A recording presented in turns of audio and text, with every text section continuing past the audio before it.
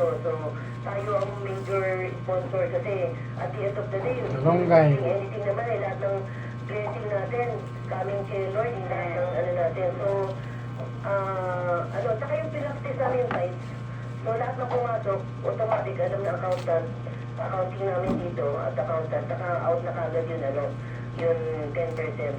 Non-negotiable yun, hindi yun, Lord, may pasundo ko, kasi salary pa lang namin, million na per month operations pa lang. Hindi, salary pa lang yun, wala pa yung mga gasolina, electricity, water, mga cable, mga internet natin, wala pa lahat yun. So, hindi natin dinideduct yun kasi hindi na tayo nakikipag-compute kay Lord. Basta pag pumasok, automatic yung 10%. And if you practice that, we have 90% to enjoy naman And makikita mo, I invest more than I deserve. Ang daming transaction that hindi naman talaga kami yung nag-offer, but the client wanted us to be on board because of trust, because of the relationship that we have. So, ang dami namin na-enjoy na doon. Mga malalaking company which I don't want to mention online, but a lot of mga big companies that they trusted us in all their real estate. Kaya kami yung nag-handle lahat ng mga acquisition nila, disposal nila ng property. Yun.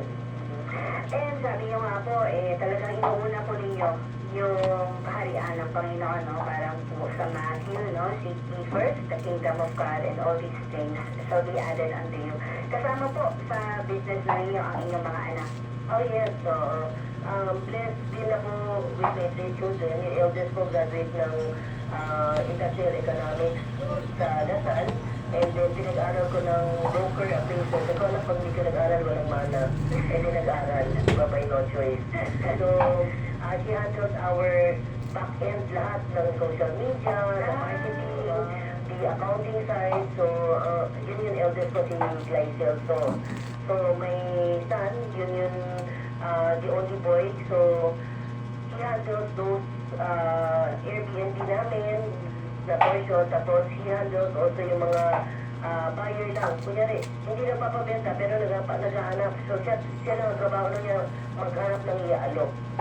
So, yung bunso namin, yun po is si Mark Garvin, and my youngest daughter, veterinary medicine, graduating this year. So, may thesis na lang na kinukompute. Also, handles here in our business sa real estate as audit. So, yun lang muna kaya niyang gawin niya, mag-audit, mag-question, mag-validate ng mga reports. So, yun niya. So, I think very important yun factor na the children should be involved also sa family business.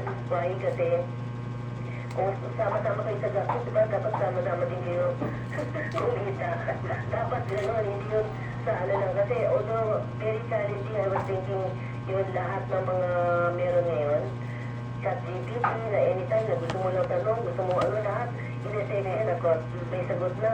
Yung lahat na dati hindi natin na-enjoy, may graph code, may lalamog, may mga gano'n, lahat meron na.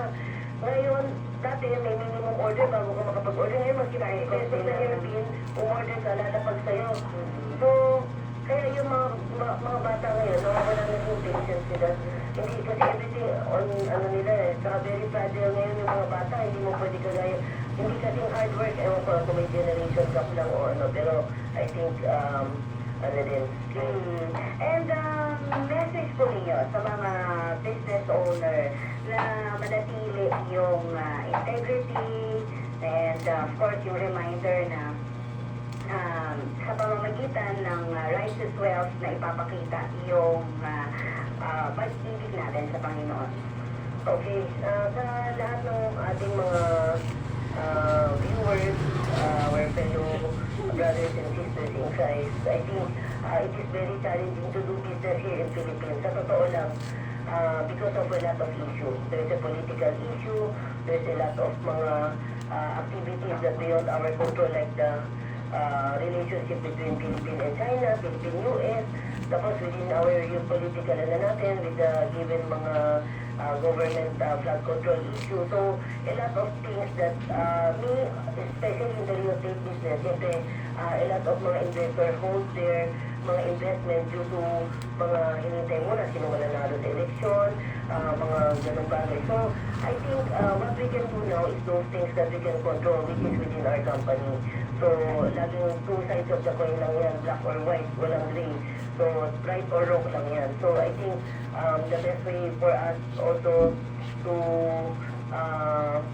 run our business is to really honor God in everything. Lagi kong sinasabi sa prayer namin, Lord, you are the sole owner of the company, we are just your custodian. At the end of the day, tayo lang naman talaga yung nagra-run eh. Pero at the end of the day, hindi naman talaga tayo yung